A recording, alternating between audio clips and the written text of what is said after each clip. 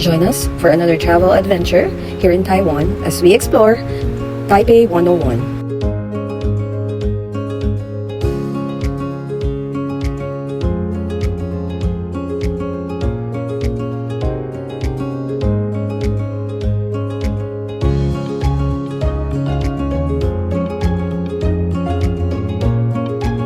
And alam niyo ba, na aside from going up to the Taipei 101 Observatory, meron pang ibang way para makaakyat kayo sa pinakataas ng tower. Samahan niyo kami dahil i-share namin kung paano at saan and kung bakit mas worth it ito than getting a Taipei 101 Observatory ticket.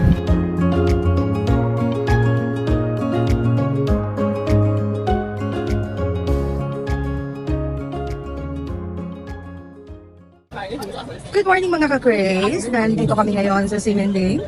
Today is a Monday, so hindi masyadong busy. Dito kami nakatira pero hindi kami nakakapag-explore masyado since nag-aan na weekend na sobrang daming tao dito. So, mag-explore kami ngayon dito sa Ximending and we're going to buy some pasalubong. Although nakabili na kami ng iba, pero meron daw okay na shop dito na kompleto, yung Mr. Ho. So, we're going there.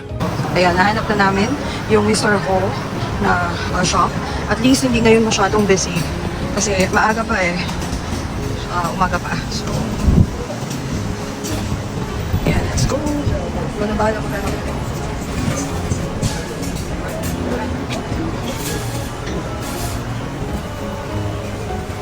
Okay, so eto na nga, sabihin ko na yung totoo. Pinakita na lang namin sa inyo kung ano yung mga tinda. Pero sa presyo, sabi nila, mura daw dito. Yes and no. Because yes, dahil siya yung isa sa pinakamura dito sa Ximending area. Pero no, dahil may mas mura pa kaming na-discover na bilihan talaga ng pasalubong. And that's sa Carrefour. So, dahil alam na namin yung price sa Carrefour, syempre hindi na ako dito namili ng pasalubong. But of course, kung sa Ximending area kayo talaga mamimili, I recommend na dito na kayo sa Mr. Ho's. And pang ilang araw na namin dito sa Taiwan pero hindi pa kami nakakapasok sa Pop Mart. Laging mahabang pila and syempre hindi rin naman namin talaga kaya na i-sacrifice yung time para pumila lang. Pero syempre hindi namin yan palalagpasin. So mamayang gabi ito try ulit namin. Wish us luck! So dito yung exit. Exit number 4 for Taipei 101. Pila. Hi mga ka-Cray! Ayan! Pinakita ko lang yung Taipei 101 Tower. Ayan. Dito kami ngayon. So dalawa lang kami because yung isa tulog, napagod kahapon, and yung isa ay working. So, mag-explore kami ngayon ng Taipei 101. And samahan nyo kami. Let's go! Isa rin sa reason why dalawa lang kami is because, syempre, babawi ako kay Nicole. Dahil kahapon, talagang nasa kama lang siya. So, hindi siya nakapasyal, hindi nakapag-enjoy. And ngayon, inilabas ko naman siya since she's already feeling a little better. This is where I got my lunch. Lay. Ang sasarap ng food nila. Kaya, I wanna try. Yeah, this is what I ordered. So, stir-fried shrimp with scrambled egg. Tapos may rice inside. There's soup din, pineapple bun, and I think mushroom to. And may kasama ng drink. And then, for Nicole, she just got Mr. Donut. Because, hindi pa siya, she's not feeling well until today. Kaya, hindi pa siya pwedeng mag-heavy. And yan pa lang din ang gusto niya kainin. Let's eat! It's so good, grabe. Ang sarap yun eh. Tapos ang lalaki ng shrimp. This is only for 278 LTD. Isang set na siya, may kasama pang fish ball soup ba yan? Soup. Tapos ito may mushroom. This one is cold. Sarap. Mas yung sauce pa nila dito sa rice. Okay. Kung pumunta kayo dito sa Taipei 101, try nyo dito sa main day. Ito lang siya pinili dito sa food court kasi siya yung pinakamatay time. So, nakakakong kumita. Alright?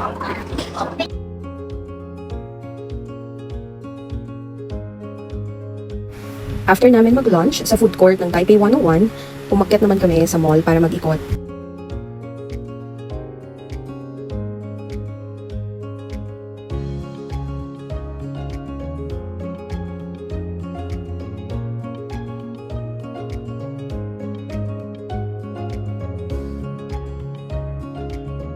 Kaso sa pag-ikot namin, parang sinampal ako ng kahirapan. Grabe, puro high-end yung mga shops dito, wala akong mabili. Ay, meron pala, nakabili naman ako sa Zara. Kaya after namin dito, nag-decide na kami lumabas kasi wala na rin naman kaming gagawin. Ang hirap din maghanap ng CR sa loob ng mall na to. I don't know why, pero paikot-ikot na kami, hindi kami makakita ng restroom.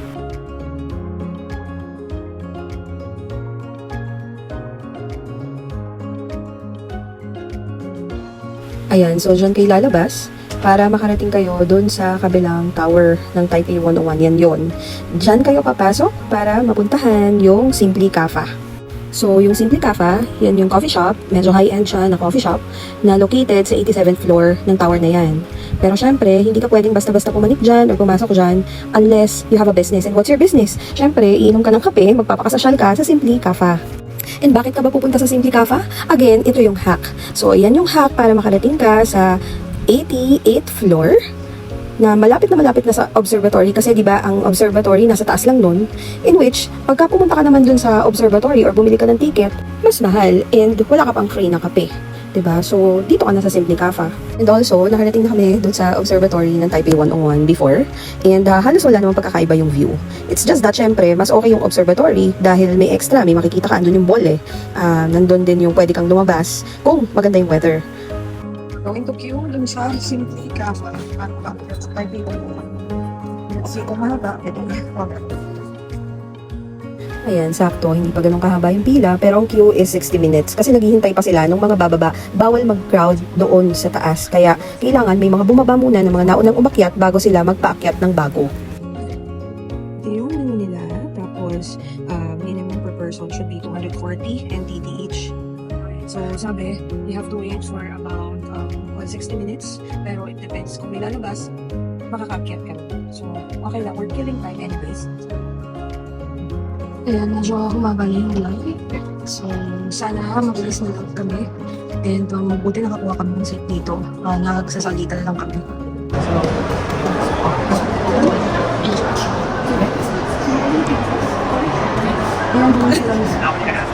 So that's all the sauces that So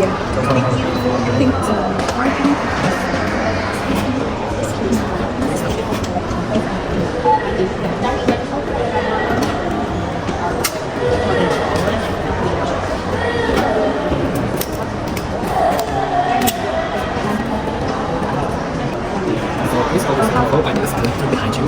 Show this on your security and take the item to 60 and transfer to 88. And when you get to 88 floor, the first place will be the conference area like this.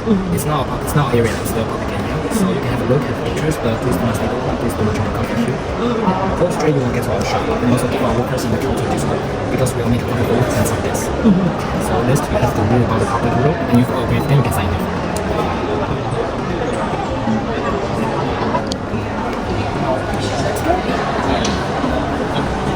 After an hour. Ayun na rin kami naka-order and we're going to the 88th floor na. So, ang sabi niya, punta tayo dito sa 2nd floor and then elevator tayo hanggang 68th floor and then transfer to 88. We have to show.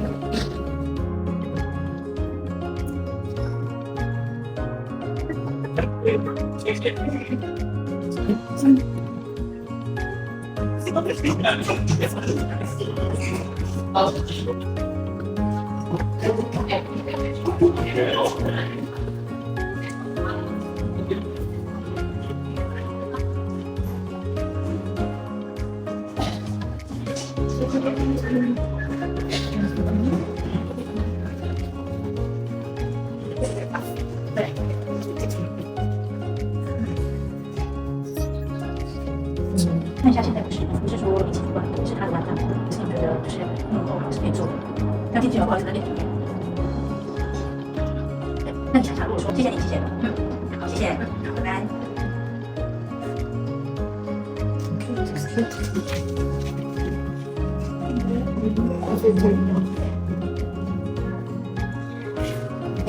88. Oh.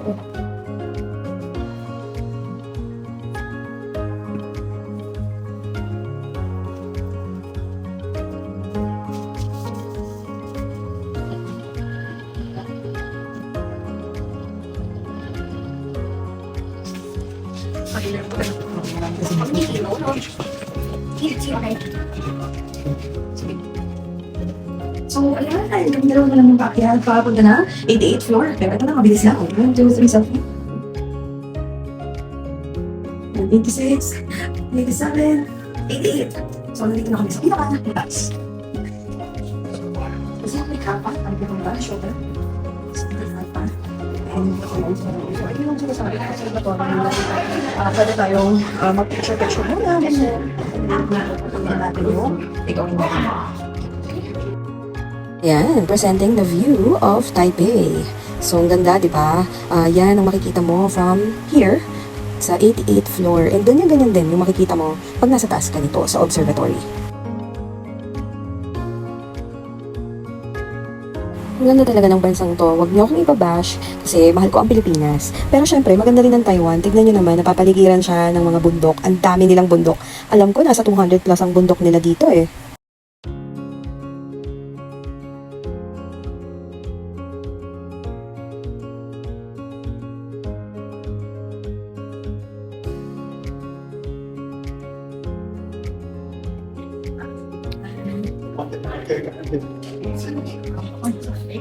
So as per instruction, hindi pwedeng magtagal dito. So dito I mean sa observation area nila, hindi pwede magtagal. So we will go na sa loob to pick up our order.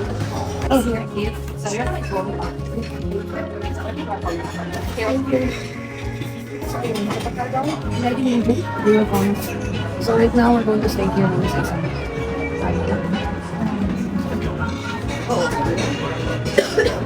Pero pwede dito. Yeah. We can hear. Okay, I'm sumit here. Maraming patulang. Kawawa. Nainip na. Are you naiinip na? Kasi kanina pa kami. I think you're hungry na. Ha? No?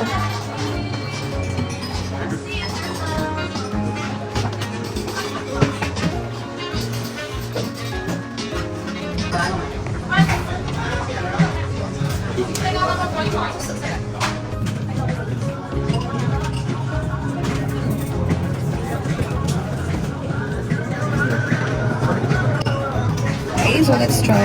This is, ang in-order ko is their signature blend. Ang ganda naman ang cup nila. Touch it. No? So, it's cold, tapos one tiramisu. Si Nicole ay hindi kasi siya makakainom or makakain because masama pa rin yung, yung pakiramdam niya sa tummy niya. So, syempre, hindi rin ako naka-order for her. Pero since kailangan is minimum of 240 per person. Wala naman siyang pwedeng orderin. Ako din magkakonsume lang ito. So let's try the coffee first. Siyempre again, signature din ito.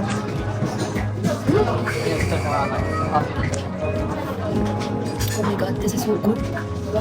There's parang a jelly inside. The jelly inside, it's parang orangey. Ang sarap.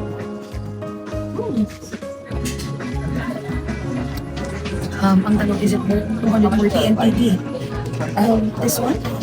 Siguro, yes ang lasa. Pero yung Size. yung size, sobrang liit niya. Pero syempre, kasama nga yung view dyan, di ba? Yung binabayaran is the access to the 88th floor. So, let's try the tiramisu.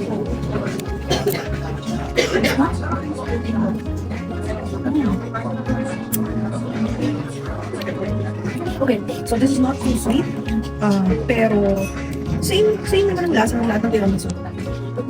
Pero maganda nga yung hindi masyadong matamis talaga. Hindi rin masyadong mapait. Kasi I don't like mapait sa tiramisu.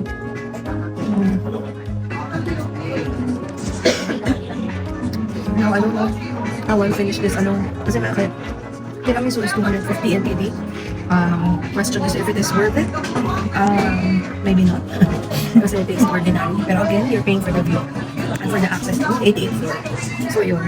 That's it. Try nyo rin dito sa Simple Cafe. Kasi magbayad kayo for the entrance of Taipei wherein wala kayong drinking freedom. Or wala kayong food at all. Dito naman. And also, the view is just sick. Okay, so thank you for watching. Ayan, so, aalis na kami na sa view. Kain na sa view. Thank you.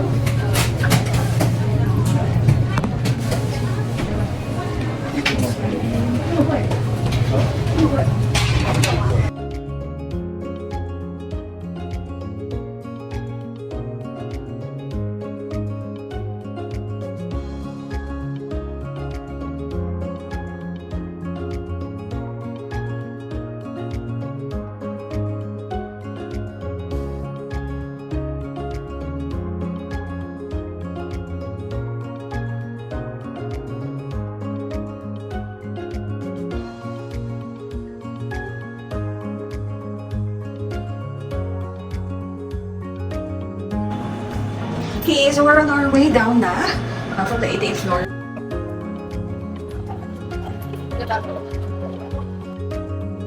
Yan naman, pabalik na kami sa MRT station kasi pupunta kami ng Tansui.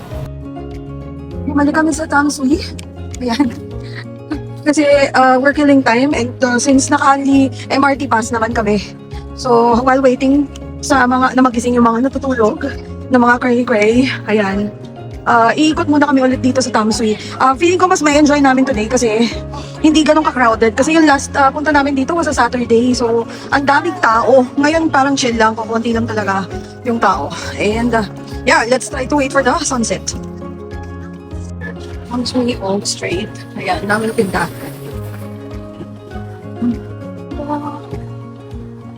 The colors are so nice. Usually, pagka ganitong oras, nakakalungkot na, no? Pero yung vibe naman dito, hindi dito.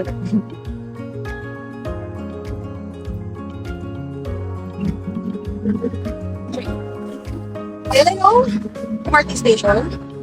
Sakay na kami ulit. Ito yung dulo ng red line.